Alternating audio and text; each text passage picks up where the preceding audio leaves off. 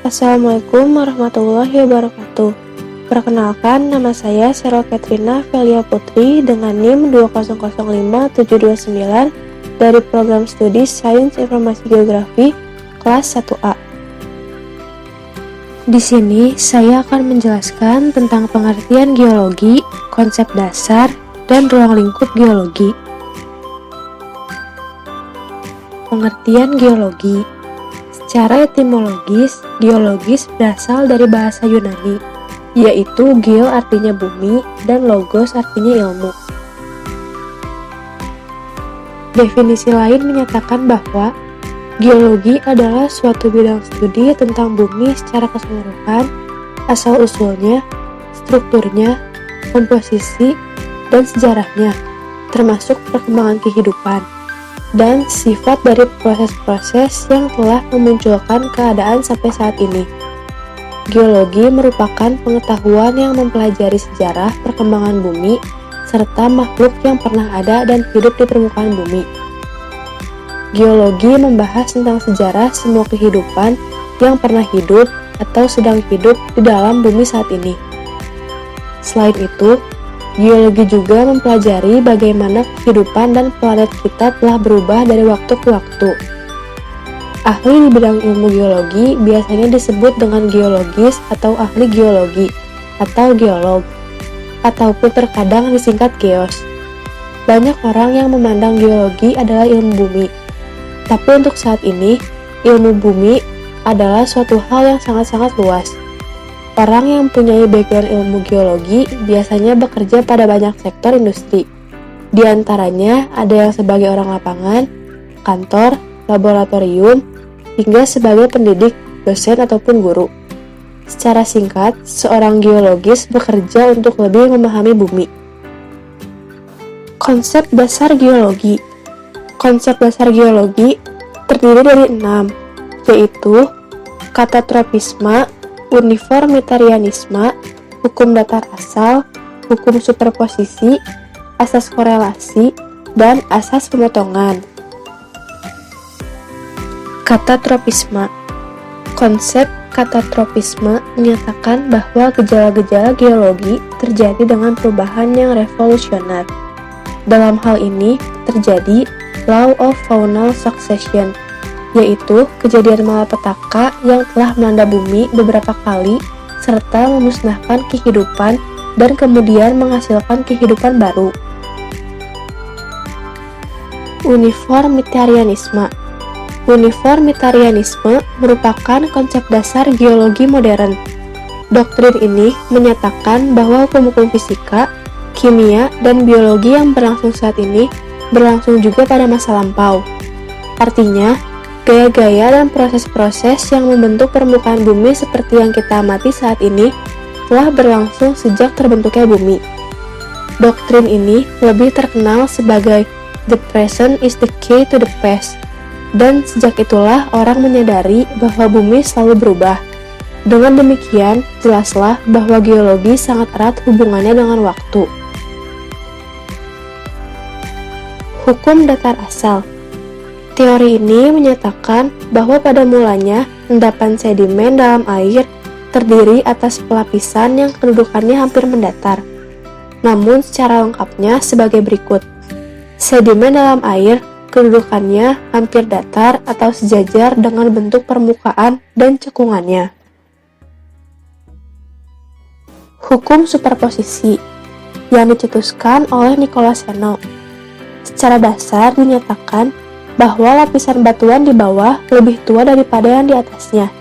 Kenyataan di lapangan menunjukkan bahwa di daerah pegunungan lipatan, lapisan endapan sedimen telah miring atau terbalik, sehingga setelah dipertimbangkan, hukum ini menjadi dalam keadaan yang belum terganggu oleh gaya pelapisan atau pembalikan, maka lapisan yang di bawah lebih tua daripada lapisan di atasnya. Asas korelasi. Setiap lapisan batuan yang mengandung fauna yang sama berarti memiliki umur geologi yang sama, kendati letaknya berjauhan. Asas korelasi memiliki dua metode, yaitu korelasi batuan dengan berdasarkan pada kesamaan kandungan fosil dan korelasi batuan dengan berdasarkan pada kesamaan ciri fisiknya. Asas pemotongan. Asas ini menyatakan bahwa umur batuan yang memotong lebih muda daripada segala masa batuan yang dipotongnya. Sebagai contoh, sianolit lebih tua daripada unsur yang membawanya. Kemudian ada ruang lingkup geologi. Ruang lingkup geologi terdiri menjadi 4 bagian, yaitu yang pertama litosfer atau geosfer, yang kedua biosfer, yang ketiga atmosfer, dan yang keempat hidrosfer. Litosfer atau geosfer. Terdapat 2 tipe litosfer, yaitu yang pertama litosfer samudra, yaitu litosfer yang berhubungan dengan kerak samudra dan berada di dasar samudra. Yang kedua litosfer benua, yaitu litosfer yang berhubungan dengan kerak benua. Biosfer. Biosfer adalah lapisan tempat makhluk hidup. Biosfer adalah bagian luar dari planet bumi yang mencakup udara, daratan, dan air yang memungkinkan kehidupan dan proses biotik berlangsung.